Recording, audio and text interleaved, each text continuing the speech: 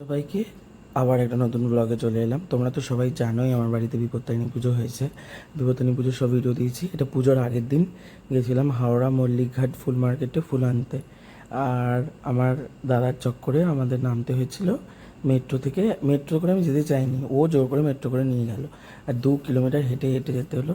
এদিকে আমি আর রূপমদা হেঁটে হেঁটে যাচ্ছি, আর ওদিকে সামনে আকাশদা গেছে হেঁটে হেঁটে মল্লিকঘাটে। এই দেখতে দেখতে পৌঁছেও গেছি মল্লিকঘাট ফুল মার্কেটে। তোমরা সবাই জানো the biggest flower market of India Mallickghat full market.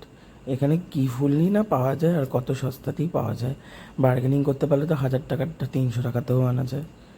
এখান থেকে সব নানা ধরনের মায়ের ফুল নিলাম। তোমরা দেখেইছো, মায়ের গলায় পরিয়েছি। এখন বড় বাজারে বিধ্বস্ত অবস্থায় আমরা বসে আছি, সব নিয়ে বাড়ির দিকে যাব।